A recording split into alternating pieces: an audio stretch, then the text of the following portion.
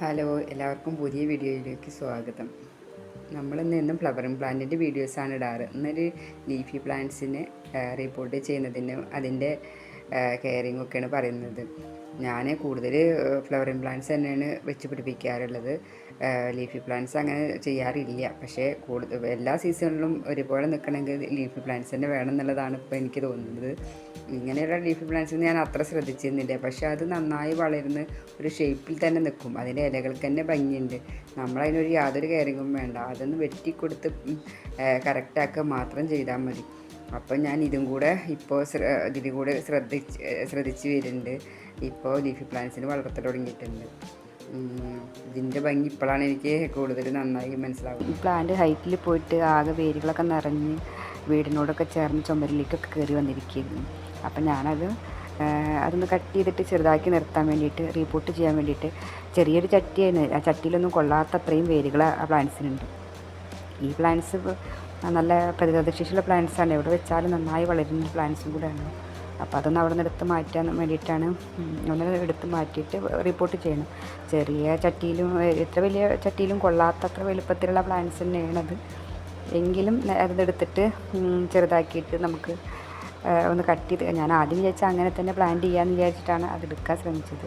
പക്ഷെ എടുത്തപ്പോഴാണ് മനസ്സിലായത് അത് ചെറിയ ചട്ടിയിലൊന്നും കൊള്ളില്ല എന്ന്. അങ്ങനെ അതെടുത്തതിന് ശേഷം കട്ട് ചെയ്തിട്ട് ചെറുതാക്കേണ്ടി വന്നു. എന്നിട്ട് ആണ് അങ്ങനെ സാധാ നമ്മൾ കട്ടുകൊണ്ടൊന്നും കട്ട് ചെയ്യാൻ പറ്റാത്തതുകൊണ്ട് കത്തി കൊണ്ട് കട്ട് ചെയ്ത് പോട്ട് ചെയ്ത് അതേ സ്ഥാനത്ത് വെച്ചു.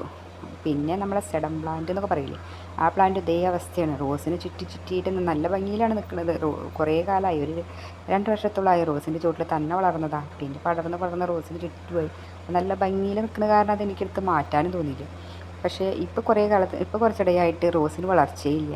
അപ്പോൾ ഞാൻ എന്നാലും ഈ സെഡം പ്ലാന്റ് ഉണ്ടെങ്കിൽ കൂടി ഞാൻ അതിൻ്റെ ഇടയിൽ കൂടെ ഞാൻ വളം ചെയ്യാറുണ്ട്. പക്ഷേ ഇപ്പോൾ എന്താ സംഭവിക്കുന്നതെന്ന് അറിയില്ല. അപ്പോൾ ഞാൻ സെഡം പ്ലാന്റ് എടുത്ത് മാറ്റാമെന്ന് വിചാരിച്ചു. അങ്ങനെ ഒരു സൈഡിലെടുത്ത് മാറ്റിയപ്പോൾ തന്നെ ഒരു പോട്ട്സ് നിറയായി. അപ്പോൾ പിന്നെ മറ്റേ സൈഡിലേക്ക് നോക്കുമ്പോൾ റോഡിൽ നിന്ന് നോക്കുമ്പോൾ നല്ല ഭംഗി പുറത്തേക്ക് തൂങ്ങി കിടക്കുന്നുണ്ട്. അപ്പോൾ എന്നാൽ അത് എടുക്കുന്നില്ല എന്ന് വിചാരിച്ച് പകുതി എടുത്തപ്പോൾ തന്നെ ഒരു പോട്ട് നിറയായി. അപ്പോൾ ഇനി ബാക്കിയുള്ളത് അവിടെ തന്നെ നിർത്തി. അതെടുത്ത് കൂടുതലും ചൂടടിച്ചിട്ട് റോസിന് അതും ഒരു കുഴപ്പമാവണ്ടെന്ന് വിചാരിച്ചിട്ട് അത് അവിടെ തന്നെ നിർത്തി. എന്നിട്ട് ഇത്തിരി വളം ചേർത്ത് കൊടുത്തു. വളമൊക്കെ നന്നായിട്ട് ചേർത്ത് കൊടുത്താൽ നനയ്ക്കും ചെയ്താൽ ഇനി തിരിച്ച് കിട്ടുമെന്നാണ് ഞാൻ വിചാരിച്ചിരിക്കുന്നത്. നല്ല റിച്ച് റെഡ് എന്നൊക്കെ പറയില്ലേ, അങ്ങനത്തെ റോസാണ്. കുറേ കാലമായിട്ട് ഞാൻ വീഡിയോസിൽ പറഞ്ഞല്ലോ, കുറേ കാലമായിട്ട് നിൽക്കുന്ന ഒരു പ്ലാന്റ്സിൽ ഒന്നാണിത്. ഇപ്പോൾ വളർച്ച നല്ല കുറഞ്ഞിരിക്കുന്നു. സ്റ്റെമ്മൊക്കെ നല്ല കനത്തിലുള്ള സ്റ്റെമ്മായിട്ടുണ്ട്. അപ്പോൾ പിന്നെ റീപോർട്ട് ചെയ്യാറൊന്നുമില്ല. റോസ് ഉള്ളതിന് ഇങ്ങനെ വളം ചേർത്തിട്ട് അങ്ങനെ നിർത്തിയിരിക്കുകയാണ്. അങ്ങനെയൊക്കെ വളം ചേർത്ത് റെഡിയാക്കി വെച്ചു. അത് എല്ലാ പ്ലാന്റ്സും ഒരു പ്ലാന്റ്സ് ഒരു ചെറിയ എന്താ പറയുക, റോഡിൽ കണ്ട ഒരു ചെടിയെ പോലെ തോന്നിക്കുന്ന എന്ത് പ്ലാന്റ്സ് എടുത്താലും ചട്ടിയിൽ കൊണ്ടുവന്ന് വയ്ക്കും. അത്രയും പ്ലാന്റ്സിനോടുള്ള ഇഷ്ടം കൊണ്ടാണ്. ചെടി വളർത്തുന്നവർക്കെല്ലാം കേൾക്കുന്നതാണ് നിനക്ക് അവൾക്ക് ചെടിപ്രാന്താണെന്ന് പറയും. അതുപോലെ എല്ലാവരും കേട്ടിട്ടുണ്ടാവും. പക്ഷെ അത് കേട്ടാൽ നമുക്കത് ചെടിയോടുള്ള ഇഷ്ടം കൊണ്ട് നമുക്ക് ആ വാക്കൊന്നും ഒരു പ്രശ്നമായിട്ടേ തോന്നാറില്ല. അപ്പോൾ ചെടിയെ സ്നേഹമില്ലാത്തവർക്ക് അതിനോടൊരു വില തോന്നില്ല. നമ്മൾ സാധാ ഒരു പൂവ് അത്രേ അവർക്കുള്ളൂ. പക്ഷേ ഇതിനോടുള്ള ഇഷ്ടം തോന്നിയവർക്ക് അതിനുള്ള ആ ഹാപ്പിനെസ് കിട്ടിയവർക്കേ അറിയുള്ളൂ അതുകൊണ്ടുള്ള സുഖം എന്താണ്. അങ്ങനെയൊക്കെ അപ്പോൾ റിപ്പോർട്ട് ചെയ്യാൻ നോക്കിയപ്പോൾ അങ്ങനെ നമ്മൾ അത്ര ശ്രദ്ധിക്കാതെ ചെയ്യണമെങ്കിൽ നല്ല ഭംഗിയിൽ നിൽക്കുന്ന കുറേ പ്ലാന്റ്സുകളൊക്കെ ഉണ്ട്. അപ്പോൾ അങ്ങനത്തെ ഒരു പ്ലാന്റ്സാണ്, എന്താ അതിന് പറയുക, അതിൻ്റെ പേര് എനിക്കറിയായിരുന്നു, ഇപ്പോൾ ഓർമ്മ കിട്ടുന്നില്ല, ഈ ഒരു പ്ലാന്റ്സ്. അപ്പോൾ ഞാൻ ആ പ്ലാന്റ്സ് 1-2 നിൽക്കുമ്പോൾ എനിക്ക് അത്ര ഇഷ്ടം ഉണ്ടായിരുന്നില്ല. ഇതൊക്കെ ഒരു 10 വർഷമായിട്ട് എൻ്റെ അടുത്തുള്ള പ്ലാന്റ്.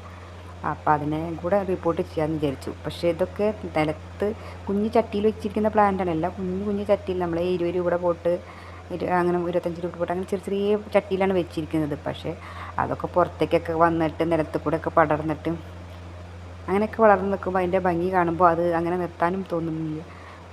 അപ്പോൾ ഞാൻ അതും കൂടെ ഒന്ന് ഈ വണ്ടിയുടെ ഒരു ഇതുണ്ടല്ലോ അതിൽ വെച്ചിട്ട് റിപ്പോർട്ട് ചെയ്ത് നോക്കാമെന്ന് വിചാരിച്ചു. അതിനും കൊള്ളുന്ന അത്ര നല്ല ഉള്ളൂ, എങ്കിലും അതിലൊന്ന് റിപ്പോർട്ട് ചെയ്ത് നോക്കാമല്ലോ എന്ന് വിചാരിച്ചു. അത് വെറും മണ്ണെണ്ണയാണ് കൂടുതലിട്ടത്. കുറച്ച് ആട്ടിൻവെള്ളം കൂടെ ചേർത്തിട്ട് നന്നായി പൊടിച്ചിട്ട് അതിൽ ചേർത്ത് കൊടുത്തിട്ടുണ്ട്. അപ്പോൾ അതായത് കൊള്ളുമെന്ന് വിചാരിച്ചിട്ടാണ് ഏകദേശം അതിൻ്റെ വലിപ്പത്തിനോട് സാമ്യമൊക്കെ തോന്നിക്കുന്ന ഒരു ഇതാണ് എടുത്തിരിക്കുന്നത്. ഇനി അതും കൂടി ഇത് ഈ പ്ലാന്റ് ആണെങ്കിലും നിറയെ പെട്ടെന്ന് നിറഞ്ഞു വരും. നല്ല വെയിൽ ആണെങ്കിൽ കുറച്ചും കൂടെ ഭംഗി ഉണ്ടാവും. ഞാൻ അങ്ങനെ വെയിലത്ത് വെക്കാറില്ല. അത് വേറെ വെക്കാൻ അധികം സ്ഥലമില്ല. ഉള്ള മുറ്റത്ത് ഫുള്ള് ഓരോ പ്ലാന്റ്സുകൾ തന്നെയാണ്. ഇടയ്ക്കിടയ്ക്ക് ചേഞ്ച് വരുത്തും ഗാർഡൻ. ഈ ആഴ്ച കണ്ട ഗാർഡൻ ആയില്ല അടുത്ത ആഴ്ച കണ്ടിട്ടുണ്ടെങ്കിൽ. പക്ഷേ എല്ലാവർക്കും അത് വ്യത്യാസം അറിയില്ല. എനിക്ക് അതിൻ്റെ വ്യത്യാസം അറിയില്ല. ഞാൻ അങ്ങനെ മാറ്റി വയ്ക്കുന്നത് കൊണ്ടാണ്. കാരണം ഒരു പ്ലാന്റ്സ് മാറ്റി വെച്ചാലും എനിക്ക് നല്ല വേറൊരു ഭംഗിയായിട്ട് തോന്നും. അങ്ങനെ ഏറ്റവും കൂടുതൽ സമയം ചിലവഴിക്കുന്നത് ചെടിയോടൊപ്പമാണ്. ആദ്യം വിചാരിക്കും, ആദ്യം പ്ലാന്റ്സൊക്കെ ഇങ്ങോട്ട് വെച്ച് കിട്ടുന്നതൊക്കെ പോട്ട് ചെയ്യും. കുറേ ദിവസം കഴിഞ്ഞ് നോക്കുമ്പോൾ വിചാരിക്കും ഇത് പിന്നെ ഒരേ തരത്തിലുള്ള പ്ലാന്റ്സ് ഒരു ഭാഗത്ത് വേണമെന്ന്. അപ്പോൾ അങ്ങനെ നോക്കുമ്പോൾ നമുക്ക് അങ്ങനെ വെക്കാൻ മാത്രം ഉണ്ടാവില്ല, ഒരു 2-3 തരമൊക്കെ ഉണ്ടാവുള്ളൂ.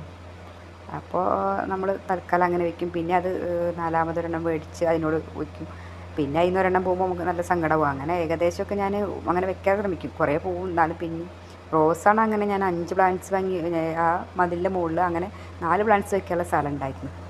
പക്ഷേ റോസ് എപ്പോഴും ഒന്ന് പോയിട്ട് ആ 3 പ്ലാന്റ്സ് തന്നെ നിൽക്കും. അങ്ങനെ ചട്ടി ഒരേ കളറാക്കുക, അതൊക്കെ ഒരു ഹാപ്പിനെസ് ആയിട്ടാണ് തോന്നുന്നത്. അങ്ങനെ അത് റീപ്പോർട്ട് ചെയ്ത് ഗാർഡനൊന്ന് മാറിയപ്പോൾ ഒരു പ്രത്യേക സന്തോഷം ഉണ്ടായി. വീഡിയോ കാണാൻ സബ്സ്ക്രൈബ് ചെയ്യുക. Thanks for watching.